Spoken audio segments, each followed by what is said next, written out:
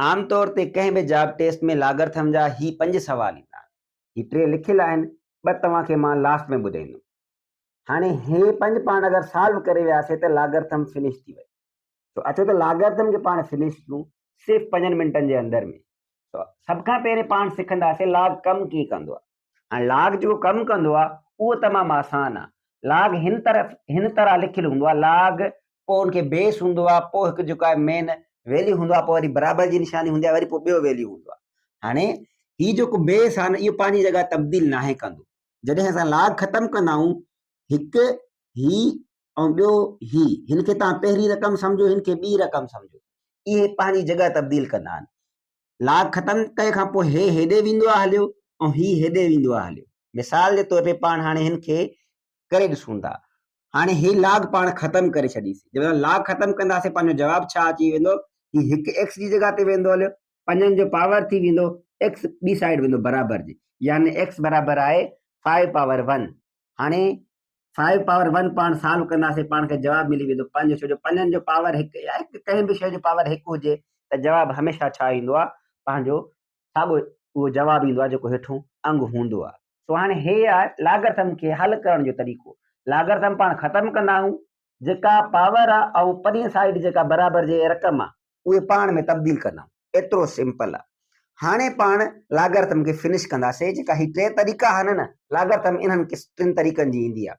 बाक़ी जेका 2 सवाल आहिनि उहे तव्हांखे लास्ट में ॿुधाईंदुमि मां। सिर्फ़ु सवाल जवाबु न, जवाबु पाण ॻोल्हिजो। हाणे पहिरियों सवाल हीअं ईंदो आहे, एक्स जेको आहे उहो बेस जे मथां लिखियलु हूंदो आहे। पहिरें तरीक़ो इहो ईंदो आहे। हाणे जॾहिं ईअं हुजे पाण छा कंदासीं, बेस पंहिंजी जॻह ते रखंदासीं। हाणे सॉल्व कंदा पाण छा कंदासीं, सॉल्व कंदासीं, बेस पंहिंजी जॻह ते रखंदासीं, पावर जेको आहे उहो परे साइड वारी रक़म सां छा थी वेंदो, अटा मटा थी वेंदो। सो हे 2 हेॾे अची वेंदो, एक्स परते वेंदो हलियो। हाणे आसान आहे पंहिंजे लाइ हिनखे सॉल्व करणु।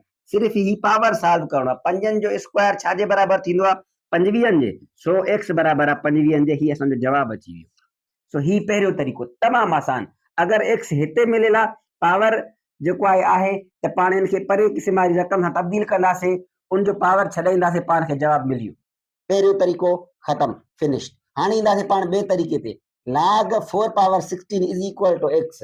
अगरि एक्स हिन साइड खां पियो आहे बराबरि जी ॿी साइड खां, त पोइ बि आसान आहे। हाणे पाण हिनखे हल करण जी कोशिशि कंदासीं। पंहिंजो तरीक़ो छा आहे, सिंपल आहे। पंहिंजो तरीक़ो कहिड़ो आहे, पाण हिननि खे पाण में तब्दील कंदा आहियूं लागरथम ख़तमु करे करे। हाणे पाण हेठों 4 बेस साॻियो रखंदासीं, एक्स हेॾे अची वेंदो, 16 होॾे वेंदो हलियो। So 4 power x is equal to 16। हाणे पाण फासी पियासीं, हे एक्स त पावर में आहे। हाणे असां कीअं हल कयूं। सो हिकिड़ी ॻाल्हि यादि रखो, हिते बराबरि जी निशानी आहे न, यानी 4 पावर एक्स बराबरि आहे 16 जे। 4 पावर एक्स बराबरि आहे 16 जे। त पाण छा कंदासीं, हिन 16 खे बेस 4 जी शिकिल में खणी ईंदासीं। पोइ जंहिं महिल हेॾो बि बेस साॻियो थी वेंदो, हेॾो बि बेस साॻियो थी वेंदो, त ज़ाहिर आहे पावर बि ऑटोमेटिक पाण में छा थी वेंदा, बराबरि थी वेंदा। पोइ पाण हिनखे ईअं लिखंदासीं, 16 खे 4 दरबिया 4, 4 जो स्क्वायर बराबरि छा जे, साॻियो 16 जे। जो हाणे ॾिसो पंहिंजो जेको हिते बेस आहे उहो हिन जे साॻियो सेम आहे। हाणे पाण ईअं लिखंदासीं हिनखे 4 पावर एक्स 4 स्क्वायर, छो जो 16 बराबरि आहे 4 स्क्वायर जे, साॻी ॻाल्हि आहे। सो हाणे पाण छा कंदासीं, असां चवंदासीं छो जो बेस साॻा आहिनि त पंहिंजा पावर बि छा हूंदा, साॻा हूंदा, छो जो पाण में ॿई शयूं बराबरि आहिनि, ॿई साइडूं पाण में बराबरि आहिनि। सो पंहिंजो जवाबु ईंदो एक्स इज़ इक्वल्स टू 2। ही पंहिंजो जवाबु आहे। हाणे जॾहिं एक्स बराबरि जे ॿी साइड हुजे त पाण छा कंदासीं, पावर हिकु जहिड़ा कंदासीं, सॉरी बेस हिकु जहिड़ा कंदासीं, पावर जेको हूंदो उहो जवाबु अची वेंदो।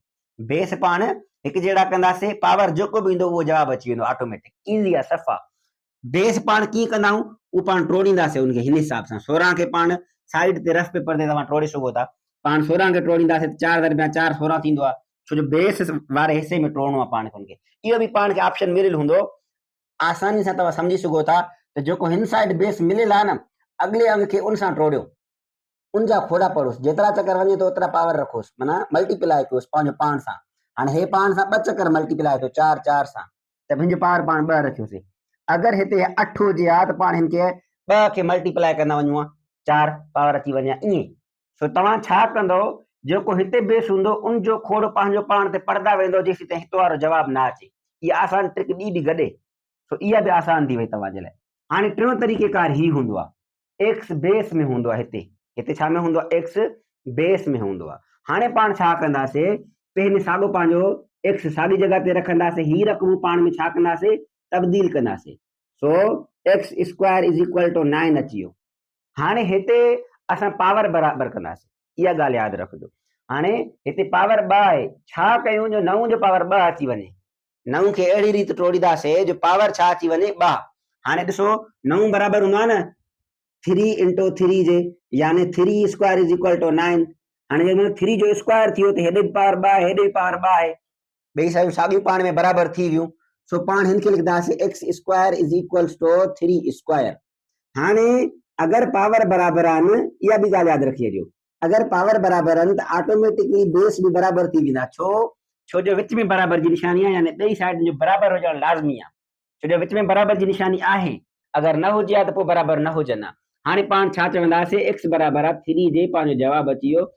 हाणे ॾिसो पहिरें तरीक़े में पाण कुझु न कयोसीं, सिंपली हे तरीक़ो अक्सर ईंदो आहे, पाण सिंपली कुझु न कयोसीं, सिर्फ़ु छा कयोसीं, पावर सॉल्व कयोसीं। ॿिए तरीक़े में पाण छा कयोसीं, बेस बराबर कयासीं। टें तरीक़े में पाण छा कयोसीं, पावर बराबर कयासीं। इहो पंहिंजो जेको आहे तरीक़ा आहिनि टे, जंहिं मां लाॻरथम ईंदी आहे। ॿिया 2 सवाल जेका अक्सर ईंदा रहंदा आहिनि लाॻरथम जे बारे में, उहे इहे आहिनि त पहिरियों नेचुरल लॉग जो बेस छा आहे, ॿियो ईंदो आहे त पंहिंजे कॉमन लॉग जो बेस छा आहे। सो इहे 2 बि तव्हांखे यादि करणा आहिनि, इहे बि तव्हां हाणे सर्च कंदव, मां तव्हांखे ॿुधाईंदुमि, तव्हांखे विसरी वेंदा, तव्हां सर्च कंदव तव्हांखे यादि रहंदा। सो इन जे करे तव्हां हाणे ई सर्च करे पाण वटि पंहिंजे ज़हन में लिखी छॾो। सो ही 3 क़िस्म जा सवाल प्लस में 2 इहे सवाल लाॻरथम फिनिश्ड, जाब्स में सिर्फ़ु एतिरी लाॻरथम ईंदी आहे। Thank U.